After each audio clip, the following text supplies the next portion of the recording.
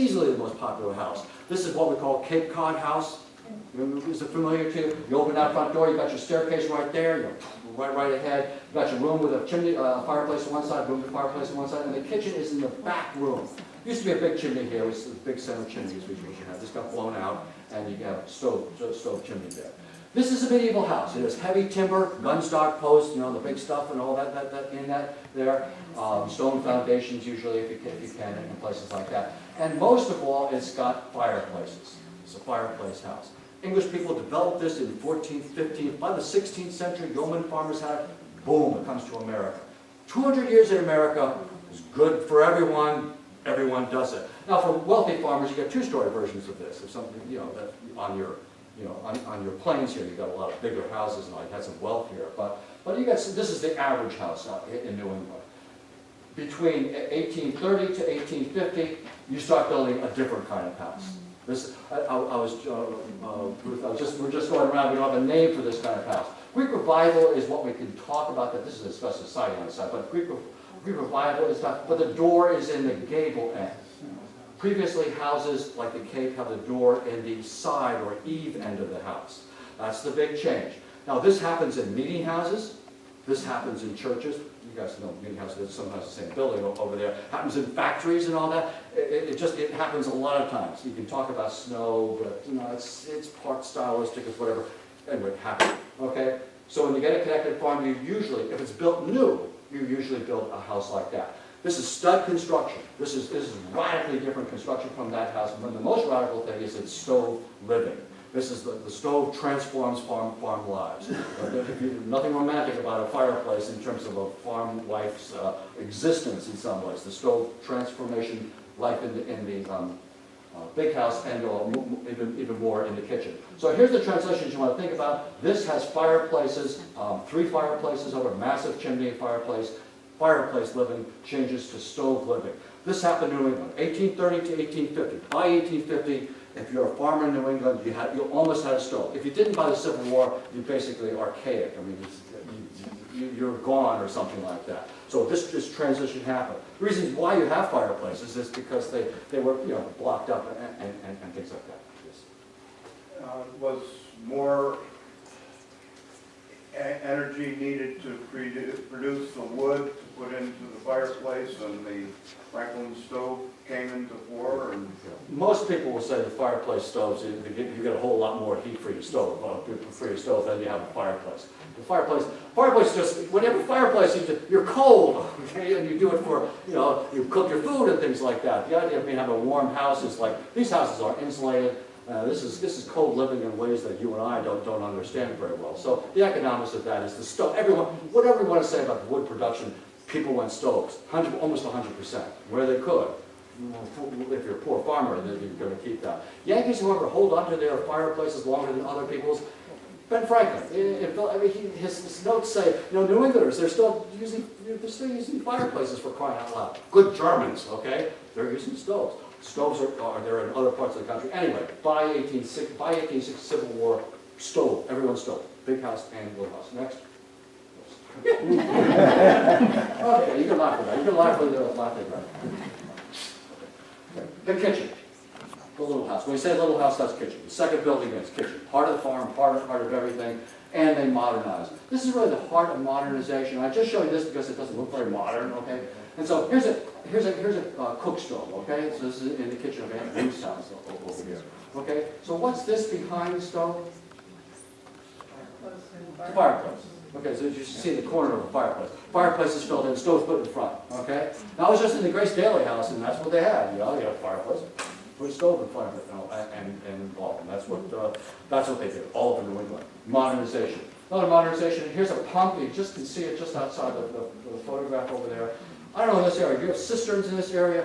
Underneath the kitchen, in some place, do you have a tub, sometimes lined by plaster and all that? You can take your rainwater down. Anyway, you can pump from into the kitchen from a well or a holding tank in there.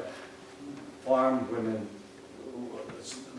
flowing water by pump was what every housewife wanted, and they attempted to do it. Modernization. linoleum on the floor? Any of you good at mopping wood floors over 20, 30 years or something like that? Okay, that's why we're going for linoleum. I'm trying to challenge some of you. I know linoleum seems booky and all that, but it's modernization. And these people modernized with a vengeance as much as they could in this low cash economy. That's what they're doing. You can romanticize that. Very rare photo. Why? Women at work. Yanks don't photograph women at work, okay? So one of the things that you don't do, okay? So hey, presumably she's going out pre-modernization to the romantic pump out in the yard someplace there to get that water. Anyway, they modernized complete and the story of Connected Farm is one of this kind of modernization. Next. This will stop. Okay, fine. Another exam question, okay? So, why is she smiling? She is smiling. She's like a Yankee. You know, you don't smile very much, but she's happy. And why is she happy? She's warm. Maybe for the first time in her historic life and all that. But this photograph tells you a better story. What's the story that this tells? Fireplace. Fireplace to what? Okay, this is a parlor stove. This is not a cook stove. So therefore, we know we're in the parlor or living room, if you want to say that. There's a story here that we haven't told yet. Story of change, modernization. They have more money there, runs on the floor. Okay, interesting. Okay, fine. I love it. Arabesques. Okay, fine. No, that's not it. What? They can use the parlor. Okay, use the parlor. What room did this used to be? Kitchen. Why? You say that. Excellent. Okay, fine. There it is. Okay, folks. Okay. What's that? Fireplace. When it's that size, what is it? Kitchen. Kitchen. I'll give you 99.5 on this one over there. It means there's probably an oven over there or over there. Presumably, she's also smiling because this is the place where she has busted to her, whatever, you know, for an entire life, and now, where is the kitchen? Now, presumably, this is this is like in the Cape and in the Federal style house. This is the kitchen that was then moved out to the L, kitchen in the L. Presumably, you open that door. I don't know exactly where this is. You open that door, and you're in the L. You're in the kitchen in the L, little house kitchen. So she's in that. She's smiling. Her life has changed.